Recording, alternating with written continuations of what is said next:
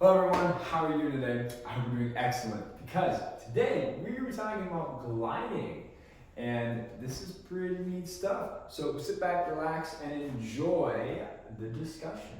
So without further ado, let's kind of hop in and let's just give an overview. Let's draw a plane and let's kind of show what forces are happening when a plane is gliding. All right. Someone should give me the best plane drawer award of all time. Now, I can't take this design all for myself. My aerodynamics professor, that's a bit backwards. My aerodynamics professor is the one that really drew, likes to draw this style, so I owe you one, Professor Denver. Thank you for that design. Oh, need the propeller. Okay, now that we've drawn, we haven't driven anywhere, I'm still here. We've drawn our plane, let's go ahead and draw the horizon line. All right, we'll label it. So this is the horizon line. All right, so let's talk about what kind of forces are at work here. So let's first give our lift vectors. So this is total lift. All right, this is total lift. This is vertical lift.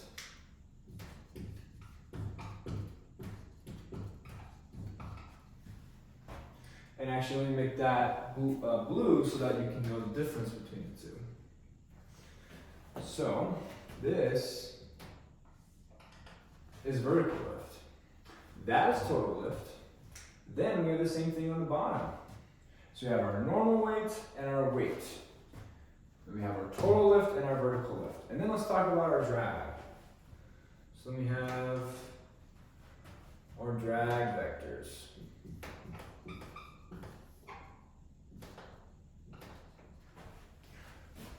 Then we have forward. This is our airspeed.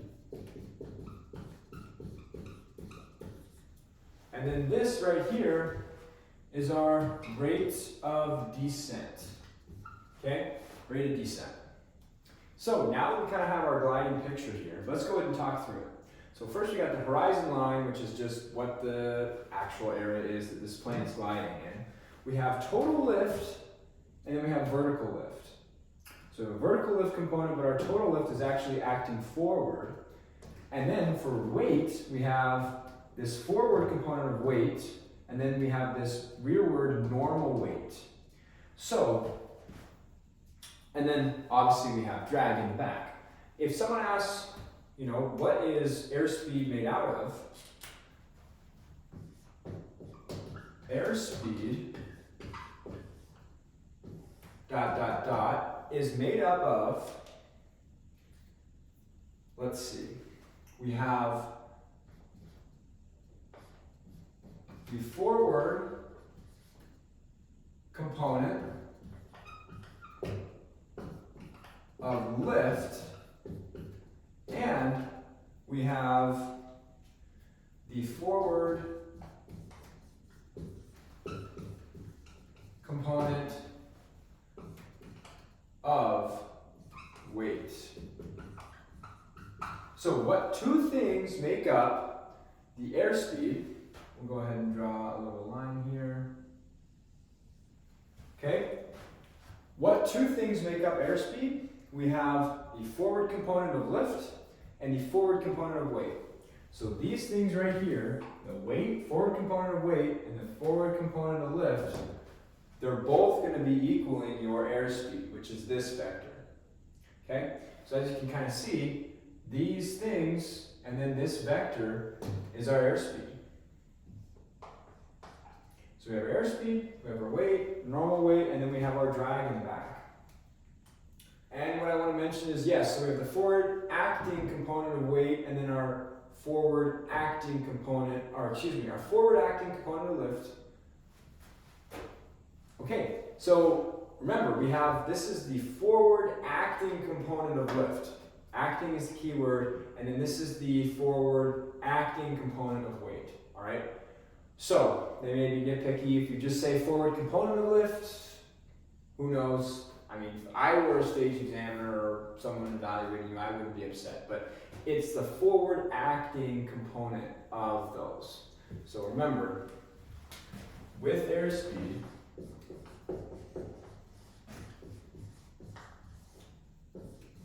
it's the acting component.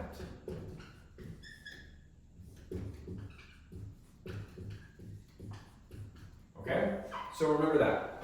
So remember, airspeed is made up of two things, and that's the forward acting component of lift and the forward acting component of weight. And those are both drawn there. We have our airspeed here. Our rate of descent is this difference, is this angle right here. Rate of descent. And then we have our vertical lift and then our drag towards the rear. And of course we have our horizon line. So this is a picture of what a gliding aircraft and the forces that are applying to it. What is dL/d max? For any people that have taken the commercial FAA exam or know anything about aerodynamics, pretty much dL/d max is, well, an angle of attack that gives us the most lift and the least amount of drag.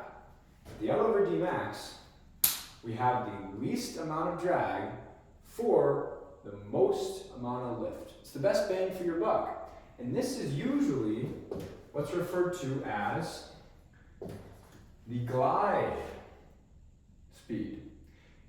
But it's misleading because dL/d max is not a air speed. It is an angle of attack. dL/d max is an angle of attack. It is not a glide speed. So you might ask, okay, well then how do they find the glide speed? Well, they literally take test pilots and they strap in their chair with all their test pilot stuff, and they go up and they get to this angle of attack for the dL/d max, and they find out which is the actual airspeed for that actual plane. Because the manufacturers and the aerospace engineers may say it's that angle of attack, when in reality it actually might be slightly different to get the most bang for your buck, okay? The most lift for your least amount of drag. So that is what the dL/d max is. Highest amount of lift, least amount of drag, and remember, it is an angle of attack. It is not an airspeed, all right? So the question is, what changes the dL/d max?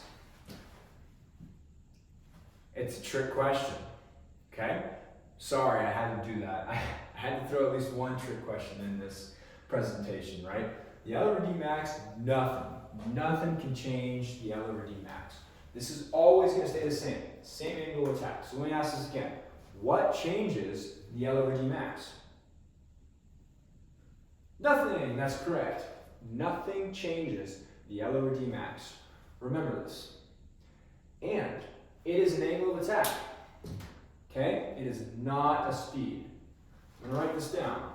Do not forget this. Does not equal speed.